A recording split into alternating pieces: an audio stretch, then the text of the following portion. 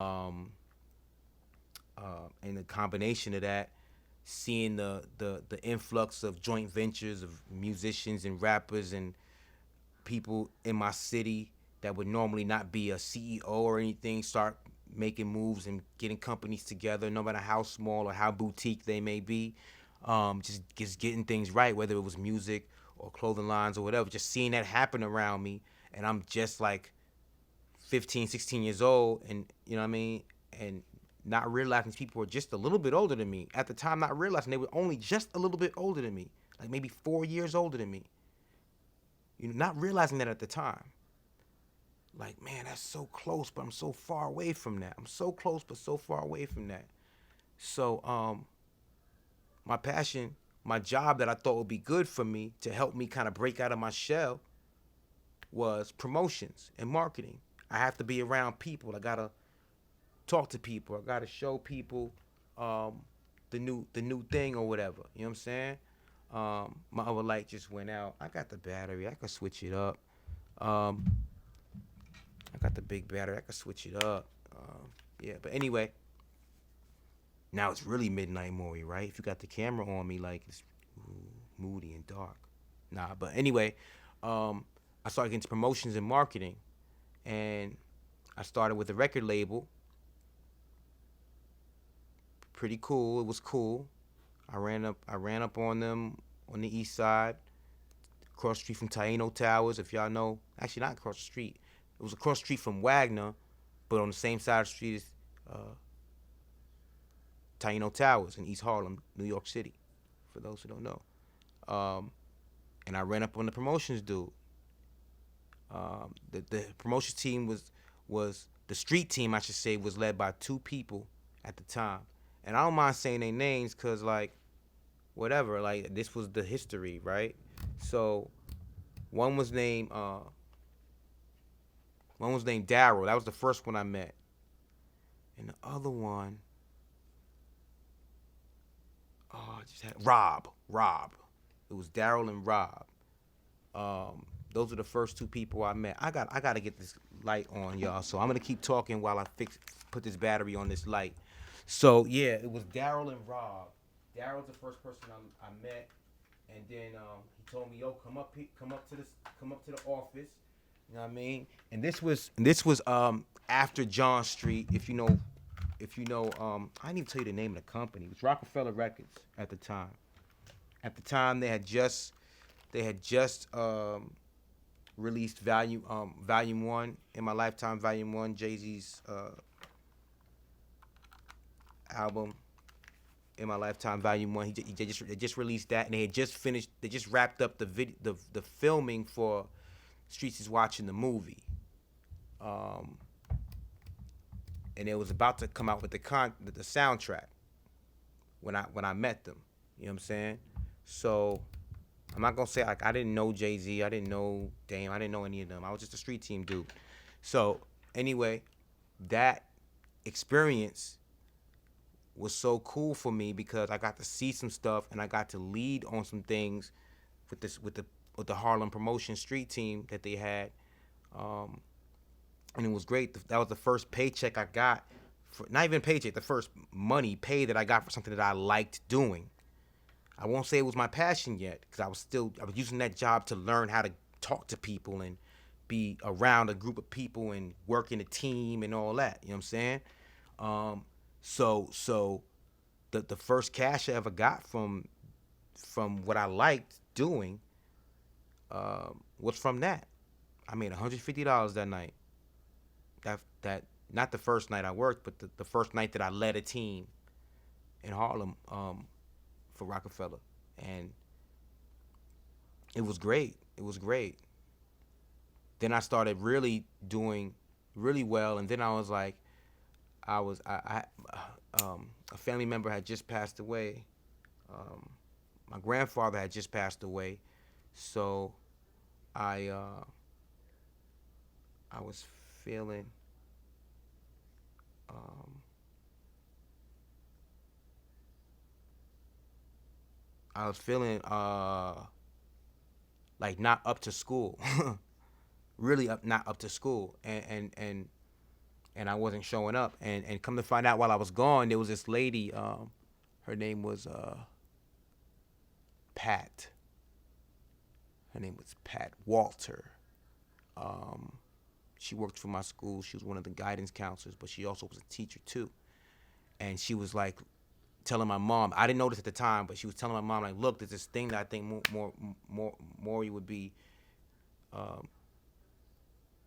very interested in, because he always talking about he want to start a business. He want to start a business. He's want to get out of school. He want to start a business, but I keep telling him he has to finish school so he can really do the business right." She was like, maybe this can, convince him to stay in school. But this is a thing that he has to be here to do, to at least try. And I, at the last minute, was like, I guess I'll do it to shut people up, because I kept getting the call from my mom and everything. Like, yo, you gotta go get a.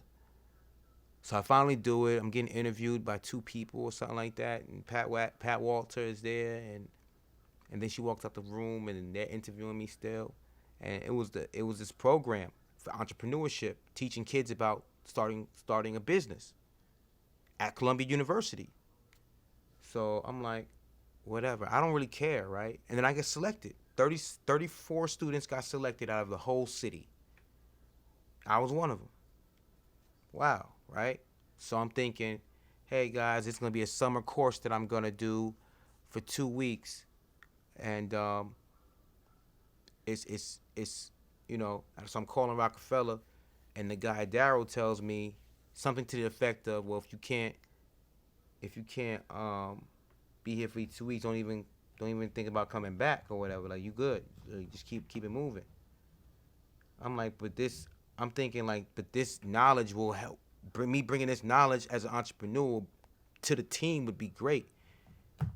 And me being young and not that smart, I just took his word for it. I never went back. Not until later. And then when I went back, my name was on a list that I couldn't come in the building. This was on 15th Street and 5th Avenue or something like that. Not far from Union Square. Not 115th, it was on 15th Street. Not far from Union Square. So boom. I was like, all right, that's cool. I learned entrepreneurship. I could start a business. I know how to start a business plan. I won at the top prize, $500. All of us can get anywhere from like $100 to $500. A few of us got the $500 top prize. I was one of them. Did it. Modeled my business plan after a street team. Did it. Got a few clients. Met up with some people that helped me get clients. Older people that helped me get clients. Shout out Yakeem. You know what I'm saying? Older people that helped me get clients. Did that. Didn't have no car though. At the time, those cars were, street teams had vans. But that's here nor there. The next job I chose to help break me out of my shell was a bartender. That didn't last that long, but I did pretty good. I learned about managing a bar. I went from a bar back to bartender to inventory manager or whatever that is. You know what I mean? And I helped with ordering stuff and everything. But alongside all of that, I'm still creating music, writing music, and trying to use my little laptop to make beats here and there. Me and my boy Pudge, we started a company called Big Team Music. It was originally, and then it ended up being Big Team Media. We would go to the studio once a week. The first year, it took us once a week, almost every week. It took us about a year to make a compilation album and an EP. Pudgy Crackwater, PCW, Icy Fire, and then we had Lyrical Nourishment, which I wish at the time I could have got it off the ground, but once it was almost done and we got it mixed, the main engineer guy, I was trying to get the rights, the actual rights in paper to move on with it for disc makers and all that. I didn't really have the money, but I knew I could do it if I had the permissions. That's all this investor really wanted, to make sure I had all the permissions. To make sure I had all the permissions for the beats and everything and all the rappers. I knew I had the rappers' permission, because because they was all from my hood. Like they all from my hood. There was nobody not from my block or a good friend of mine that was on that album. I had people that wasn't even rappers that had some of the best verses, and then people that were rappers, you can tell they was gonna do great later on because they were just starting to really get into their style. Oh boy, oh boy, you know what I mean? So, um, I started learning like passion was like putting together projects, not necessarily putting together people. I haven't gotten to that yet, but putting projects together, I loved doing that. Bringing pieces of a puzzle together to paint a picture. You know what I'm saying?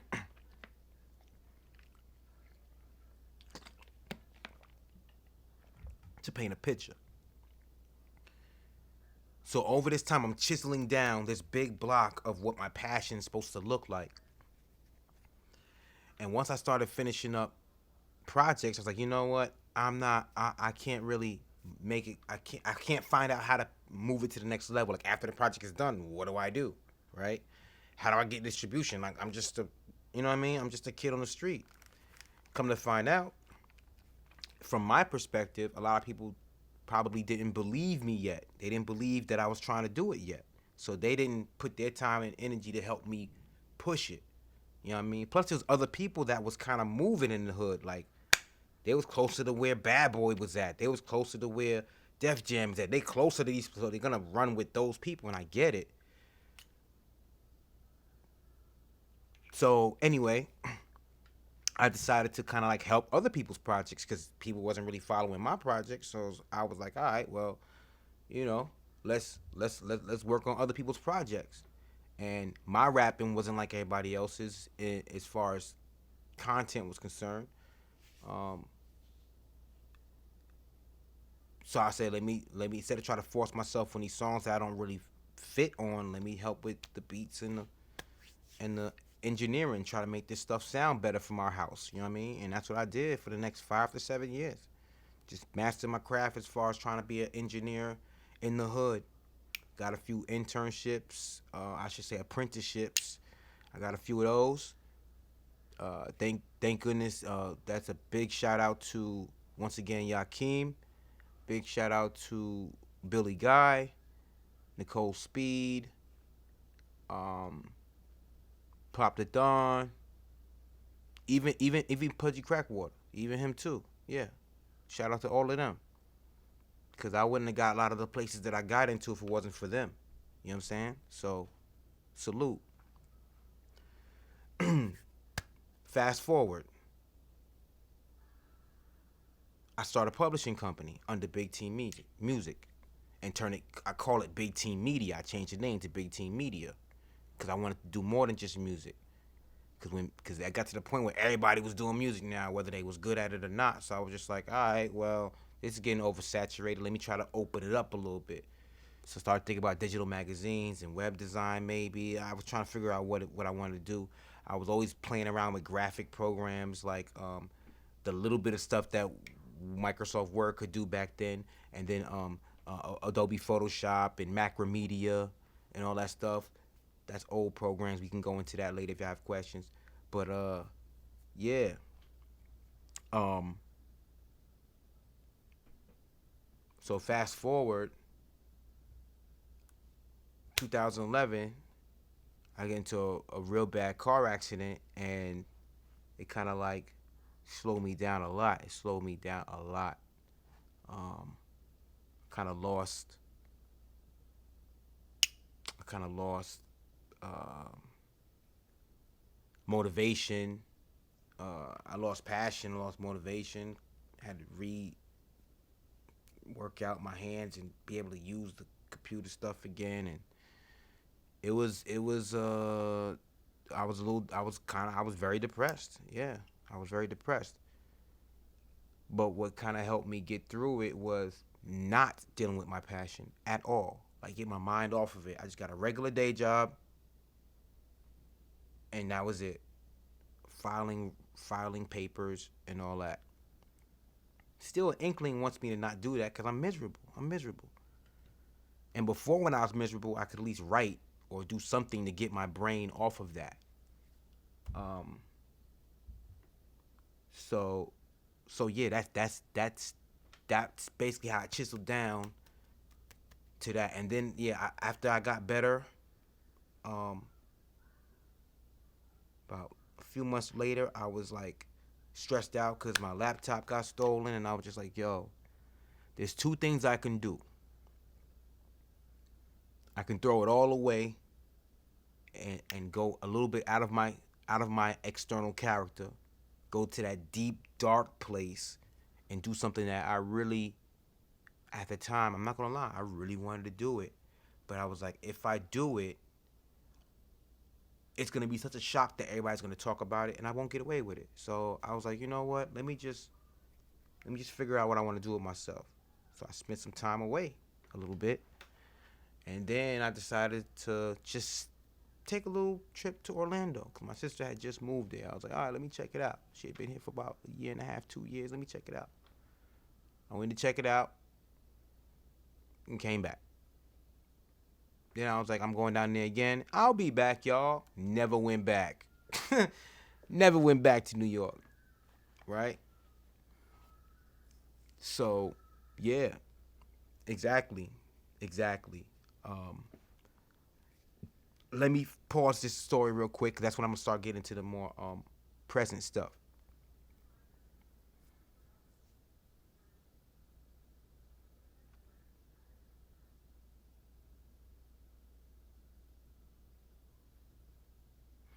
All right. So I'm gonna answer a question. I was gonna build up to the question, um, about what was it. When did I really know or acknowledge when I found out what my passion was? We're getting there. I know I'm taking a long time to get there, but we're getting there. Shout out PCW. I just gave you the mean big shout out like 7 minutes ago, right, old boy? Yo, it was crazy that you just pop up.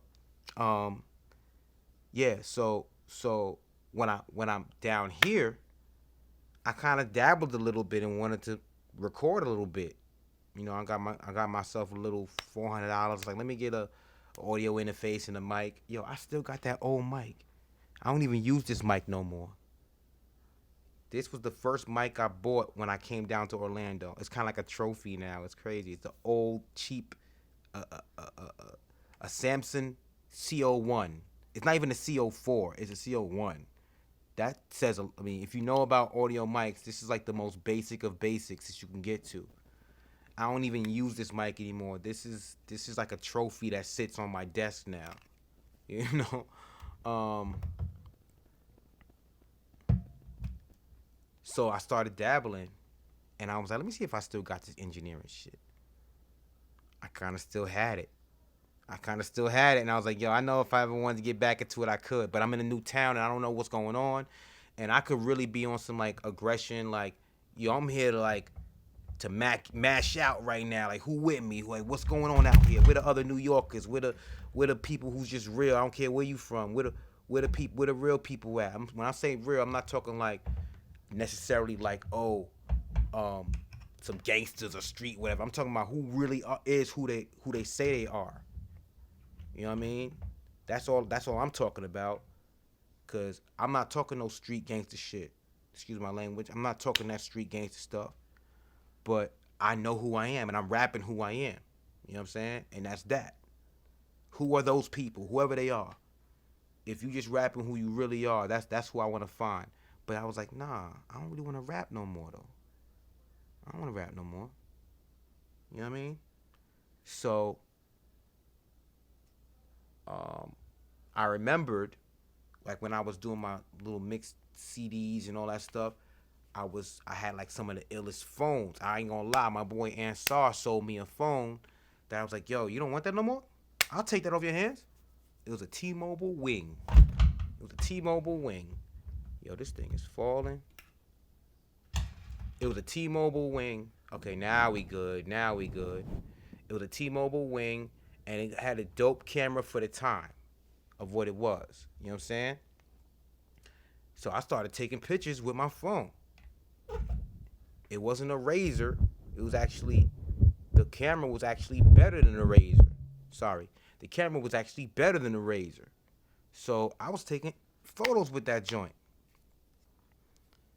And I'm like, yo, if I had a better camera, you know what I could do with that? People didn't know who was taking my photos. I was doing the timer thing and everything. I had it timed out, I had it leaned up against the thing. I was picking light places in the streets where there was like a street light over me, or maybe some neon sign stuff. And some people was asking, who does your photos? Like when I first was on MySpace with my pictures, you know what I mean? My bad, y'all. I'm trying to get my mic right. When I first was on MySpace with my pictures, I might have my old. I don't remember. I might have put them up there on Facebook. I don't know. Y'all can search Maury Bright. Any page with Maury Bright on it is likely mine. No matter how many of them there are, it's likely mine from old days or whatever. You might just see some. I know they was on MySpace, but that was a long time ago. They might be gone now. I might have transferred some of that stuff to Facebook when I first joined. But yeah, I was like, yo, I got a knack for visuals. You know what I mean? Because I used to do flyers. I used to do, like designs for not a lot of people, whatever. But I used to do designs as like a markup, a mock up. You know what I mean? So people could be like, I had a little portfolio that people could look at, and I'm like, yo, when that opportunity comes, say, oh, do you do this? I'm like, yeah, I got this. And then I lost my hard drives when they died. I killed hard drives before I knew about data management. It's how I started learning about managing data. So yeah, photography was a little side thing, a little inkling thing that I wasn't even putting no real merit into. You know what I'm saying? And then I got down here, and I was like, yo, I'm gonna put in for some jobs. So I put in for some jobs. I put in for almost everything. And I said, the last one I'm gonna put in for, I know I'm not gonna get it, but I'm gonna put in for it anyway. It was for a theme park photographer at SeaWorld. I didn't know what it was. I thought it was the people who take pictures of the actual animals when they go online and all. That's what I thought it was. Come to find out is when people go to theme parks, oh, you want to stop for a photo? I didn't remember none of that stuff. Like I don't remember seeing none of that in Great Adventure. Maybe I was bugging. I don't remember seeing none of that. But yeah, so I got that job. That's the job that called me back. I remember it was them and UPS said, you got to shave all of this off. I was like, what? Nah, B.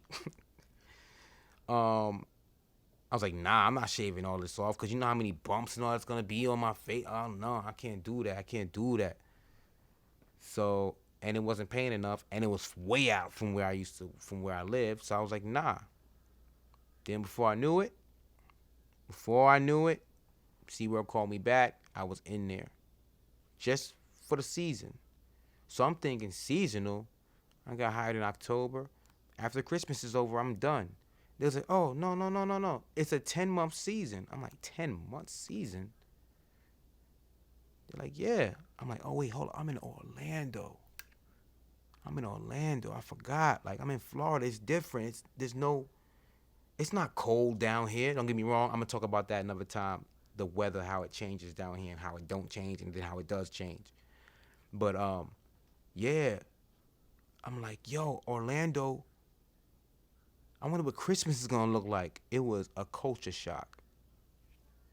So I'm taking pictures every day for families that come into the park. And then I started getting opportunities to do special types of shoots. It took a few months, but I did. I got special type of shoots. When celebrities would come in, or when a new thing was happening and it was like, yo, we're going to send this guy and these other 5 people or whatever. I would get the opportunities to do it. You know what I mean? People just love my energy, because remember, this is after the car accident, and I'm just happy to be alive and walking and able to talk. You know what I'm saying? Part 2 in about 20 seconds, y'all, on Instagram. I'm gonna start this again. Rejoin me if you like. If not, it's all good. They just limited me, I'm guessing. So in 10 seconds, I'm gonna restart that. Instagram. We still rocking on Facebook with the audio. for Tomorrow Was Tuesday.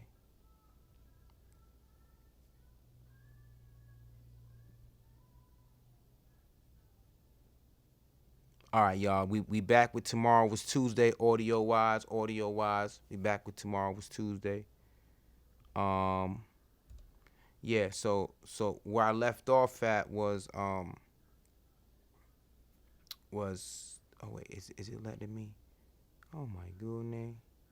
Oh my goodness. Hold on, y'all. Hold on.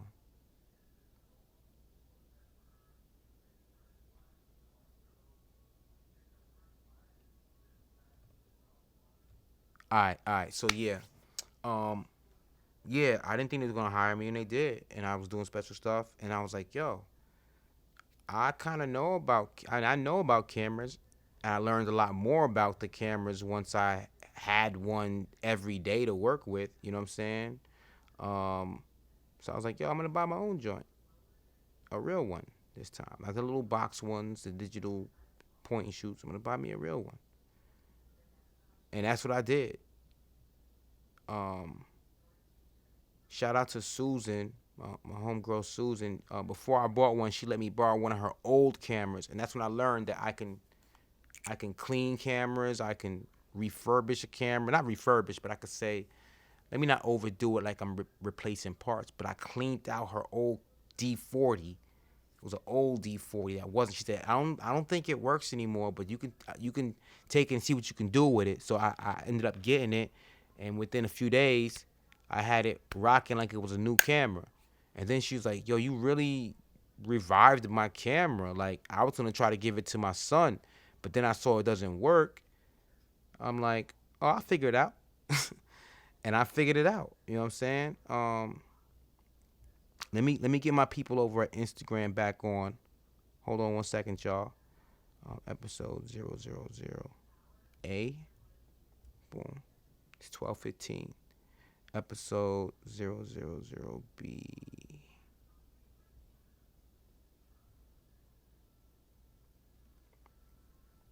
All right, episode 000 B on Instagram. I'm still going on Facebook. So my passion, in order, okay, so with all that being said, oh boy, the passion was learned by just minimize, like a process of elimination. You know what I'm saying? It was process of elimination. In order for me to find what I really liked and wanted and needed to do with my life as far as purpose is concerned when it comes to like what I love doing, I had to have a process of elimination. The more stuff I tried, the easier I would, the sooner I would get to know what I wanted to do. It just took me so long to find it because I stayed so long with one main thing, which was the music and engineering thing. You know what I'm saying? Because I was trying to master my craft. I wasn't just like just doing it. I was trying to master my craft with a bum sword. You know what I'm saying? I was just trying to master my craft. So I'm gonna repeat that one more time. What made me, what helped me really know when I found my passion and what it was the process of elimination. I think it took me longer to get to it because I spent so long mastering one of those crafts when I found it. Like I was telling you about the bartending thing, the marketing and promotion, those things I kind of did for like 2 years, 3 years. But that music thing kind of went through all of that. You know what I'm saying? And I was really trying to master that craft, even as I was trying other things. So when my focus left music all the way, it left a void for something else to come in to my heart, you know what I'm saying? And to my brain. You know what I'm saying? It's like when I realized I didn't really want to be a chef professionally, that kind of opened up like I found out, okay, nah, I don't want to do that as a profession. I found I found that thing to fill that void. You know what I'm saying? So So when I tried out the um the photography thing more seriously, not just dabbling with a snapshot, but really trying to take photography more seriously after I got the day job that had me going regular with it. Um, um, I was like, yo, I'm about to give me give me a real camera this time. So, oh boy, that's what that's what helped me get to the point where I'm like, all right, this is my passion. And honestly, there's so many different types of photography. It's not even right to just say, oh, photography is my passion. That's not even really it. Um, it's capturing real moments. You know what I'm saying? So studio photography is good. I'm decent at it. I'm okay.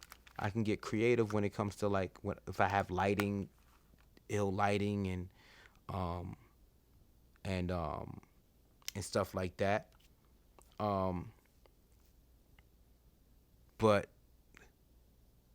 realistically, like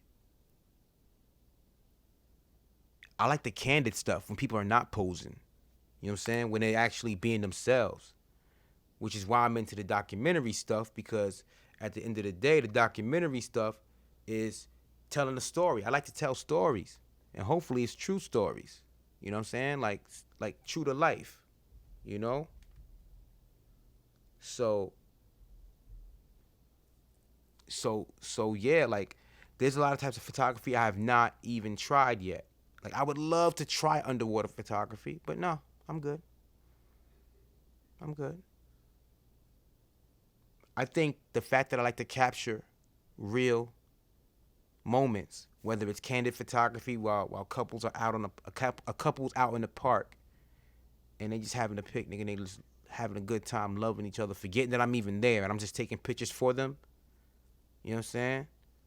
And then they see those photos later, like, yo, it's like they forget that I'm even there.